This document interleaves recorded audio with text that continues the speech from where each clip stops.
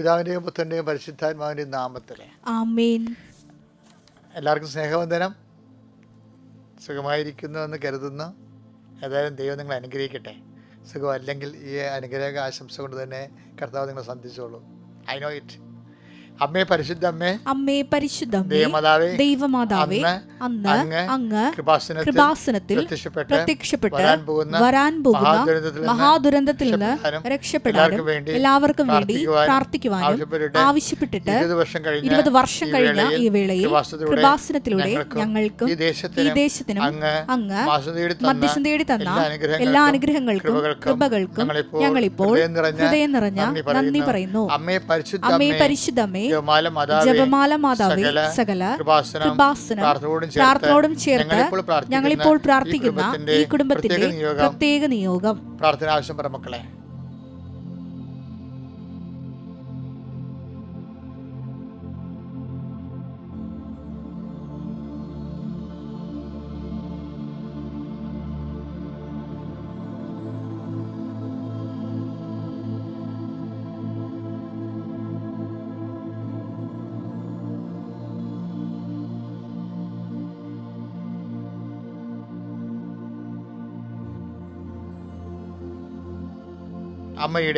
അമ്മയുടെ പ്രത്യക്ഷീകരണത്തിന്റെ ഈ ദ്വാദശക വേളയിൽ ഞങ്ങൾക്ക് സാധിച്ചു തരുവാൻ കനിയണമേ. ആമേൻ. വിശ്വാസ പ്രമാണം. സർവശക്തനായ പിതാവും ആകാശത്തിന്റെയും ഭൂമിയുടെയും സൃഷ്ടാവുമായ ദൈവത്തിൽ ഞാൻ വിശ്വസിക്കുന്നു. അവിടുത്തെ ഏകപുത്രനും ഞങ്ങളുടെ കർത്താവുമായ ഈശോ മിശിഹായിലും ഞാൻ വിശ്വസിക്കുന്നു. ഈ പുത്രൻ പരിശുദ്ധാത്മാവിനാൽ ഗർഭസ്ഥനായി കന്യകാമറിയത്തിൽ നിന്ന് പിറന്ന് പൊന്തിയോസ് പീലാത്തോസിന്റെ കാലത്ത് പീഡകൾ സഹിച്ച് കുരിശിൽ തറയ്ക്കപ്പെട്ട് മരിച്ച് അടക്കപ്പെട്ട് പാതാളങ്ങളിൽ ഇറങ്ങി മരിച്ചവരുടെ ഇടയിൽ നിന്ന് 3-ാം നാൾ ഉയർത്ത് സ്വർഗത്തിലേക്ക് എഴുന്നള്ളി സർവശക്തിയുള്ള പിതാവായ ദൈവത്തിന്റെ വലതുഭാഗത്തിരിക്കുന്നു. അവിടെ നിന്ന് ജീവിക്കുന്നവരെയും മരിച്ചവരെയും വിധിക്കുവാൻ വരുമെന്നും ഞാൻ വിശ്വസിക്കുന്നു. പരിശുദ്ധാത്മാവിലും ഞാൻ വിശ്വസിക്കുന്നു.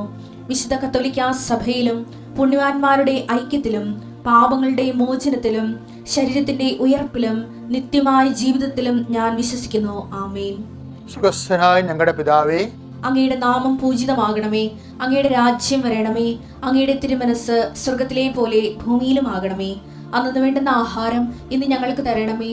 ഞങ്ങളോട് തെറ്റ് ചെയ്യുന്നവരോട് ഞങ്ങൾ ക്ഷമിക്കുന്നത് പോലെ ഞങ്ങളുടെ തെറ്റുകൾ ഞങ്ങളോടും ക്ഷമിക്കണമേ.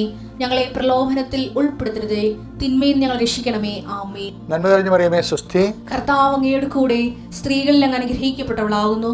അങ്ങയുടെ ഉദരത്തിൻ ഫലമായി ഈശോ അനുഗ്രഹിക്കപ്പെട്ടവനാകുന്നു. പരിശുദ്ധ മറിയമേ, തമ്പുരാന്റെ അമ്മേ, പാപികളായ ഞങ്ങൾക്ക് വേണ്ടി ഇപ്പോഴും ഞങ്ങളുടെ മരണസമയത്തും തമ്പുരാനോട് അപേക്ഷിക്കണമേ. ആമേൻ. അനുദിന അനുഗ്രഹ പ്രാർത്ഥന. കർത്താവ്, ഇന്നത്തെ ദിവസത്തോട് നന്ദി പറയുന്നു. ജനുവരി 30-ാം തീയതിയായ ഇന്ന് വ്യാഴാഴ്ച അങ്ങയുടെ തിരുമുറിവാളുന്ന വലതുകരത്താൽ അങ്ങയുടെ മക്കളെ ശിരസ് ആശീർവദിക്കപ്പെടുന്നു.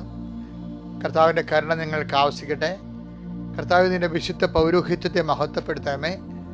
കർത്താവ്, സഭയിലുള്ള സാന്നിധ്യം പ്രകടമാക്കണമേ.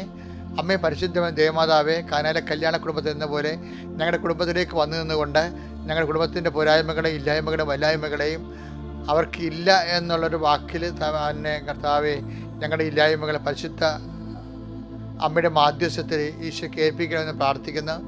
കർത്താവെ, ഞങ്ങളത് ഈശോ ഏറ്റെടുത്ത് കഴിഞ്ഞുവെന്ന് പൂർണ്ണമായി വിശ്വസിക്കാനുള്ള വിശ്വാസം വരത്താൽ ഞങ്ങളെ ധന്യമാക്കണമെന്ന് പ്രാർത്ഥിക്കുന്നു. എൻ്റെ കർത്താവിൻ്റെ ഉന്നതമായ നാമത്തിൽ നിങ്ങളെ ആശീർവദിക്കട്ടെ. രോഗികളെ ആശീർവദിക്കട്ടെ.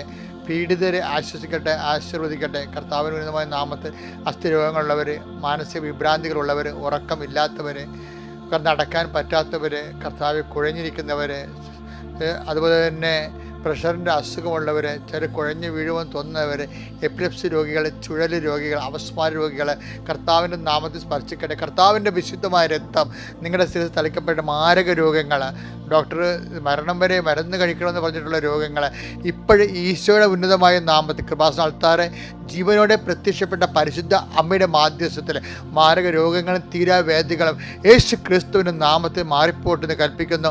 ജീവിത ഭാരങ്ങൾ അധ്വാനിക്കുന്നവരും ഭാരം വഹിക്കുന്നവരും എൻ്റെ അടുക്ക് വരിക. ഞാൻ നിങ്ങൾ ആശ്വസിപ്പിക്കാവുന്ന നല്ല കർത്താവേ, ഇപ്പോഴും ആശ്വാസത്തിന് വലത്ത് കരം കർത്താവേ അങ്ങയുടെ മക്കൾക്ക് അങ്ങ് നീട്ടിക്കൊടുക്കണം പ്രാർത്ഥിക്കുന്നു. ദൈവത്തിൻ്റെ കരുണ നിങ്ങളിലേക്ക് ആവശ്യിക്കട്ടെ. നിങ്ങളുടെ കഴിവിലല്ല, കർത്താവിൻ്റെ കൃപയാൽ നിങ്ങൾ ആശ്വസിപ്പിക്കപ്പെടുകയും അനുഗ്രഹിക്കപ്പെടുകയും ചെയ്യട്ടെ. എവിടെയെങ്കിലും ഞങ്ങളുടെ കഴിവുകളും കപ്പാസിറ്റികളും കുറഞ്ഞു പോവുകയും ഞങ്ങൾക്ക് ഉള്ള ക്ലെയിം നഷ്ടപ്പെടുകയും അവകാശം നഷ്ടപ്പെടുകയും ചെയ്യുമ്പോൾ കർത്താവ് നിന്നെ ഓർക്കാൻ, നിൻ്റെ വചനങ്ങൾ ഓർക്കാൻ, നിൻ്റെ വാക്ക് ഓർക്കാൻ, നിൻ്റെ വാഗ്ദാനം ഓർക്കാൻ, ആ വാഗ്ദാനങ്ങൾ ഞങ്ങൾക്ക് വേണ്ടി നൽകിയിരിക്കുന്ന നിയോഗങ്ങളെ ഓർത്തുകൊണ്ട് നിന്നിൽ മാത്രം ആശ്രയിച്ചുകൊണ്ട് കർത്താവെ ഞങ്ങളുടെ കഴിവിലല്ല നിൻ്റെ കൃപയിലാണെന്നുള്ള സുവിശേഷത്തിൻ്റെ ഏറ്റവും വലിയ വെളിപ്പെടുത്തൽ ആശ്രയിച്ചുകൊണ്ട് നിങ്ങളുടെ എല്ലാ കഴിവുകേടുകളും നിഷ്പ്രഭമാകുന്ന നിസ്സഹായമാകുന്ന എല്ലാ അവസ്ഥകളിലും കർത്താവ് നിറഞ്ഞു നിൽക്കട്ടെ.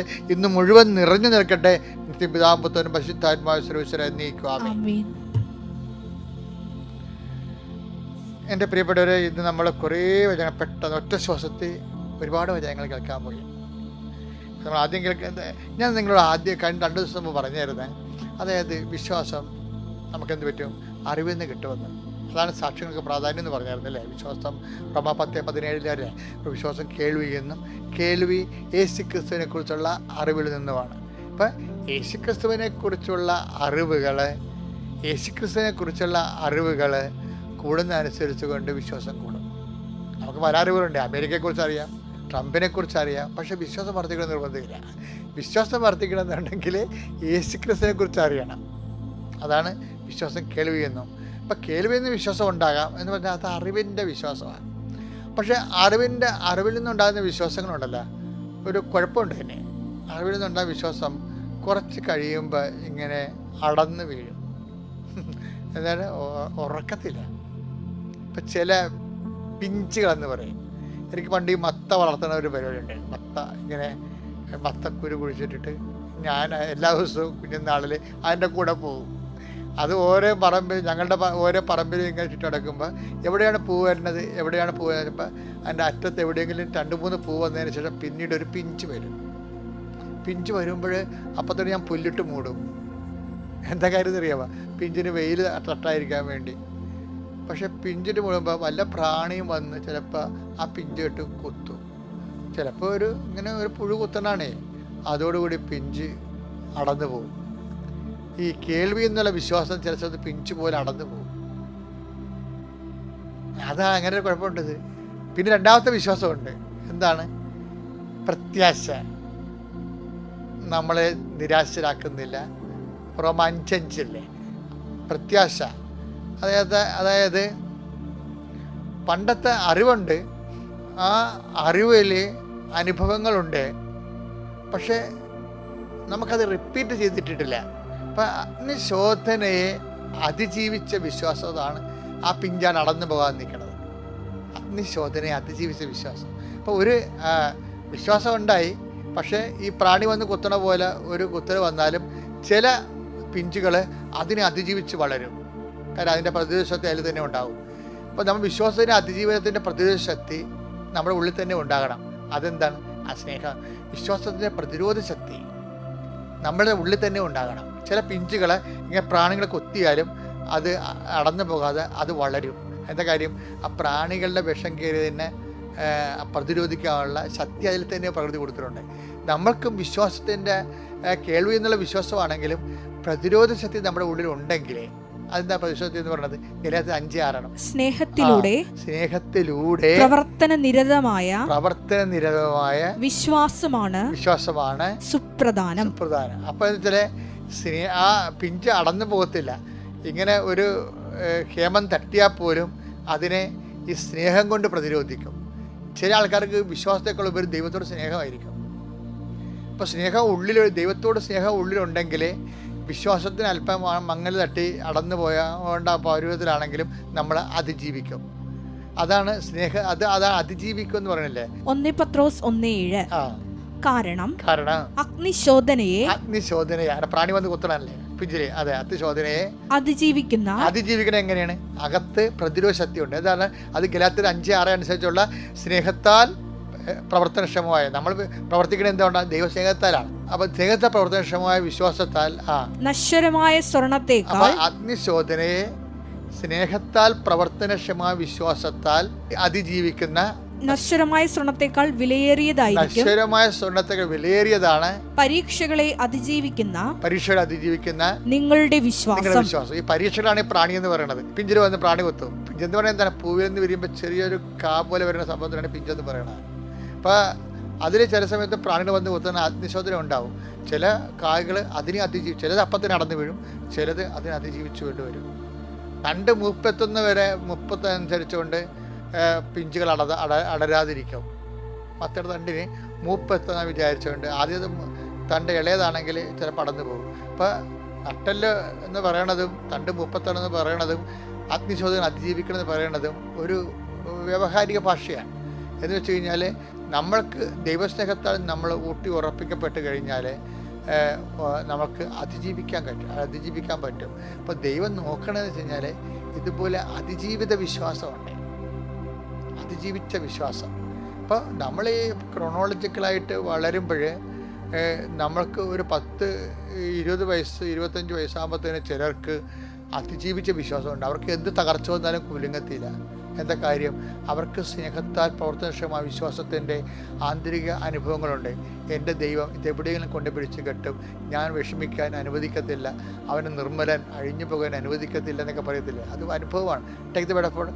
സങ്കീർത്തനം 16:10 അവിടുന്ന് എന്നെ പാതാളത്തിൽ തള്ളുകയില്ല, അങ്ങയുടെ പരിശുദ്ധൻ ജീർണിക്കാൻ അനുവദിക്കുകയില്ല. വലിയ പ്രത്യാശയാണത്.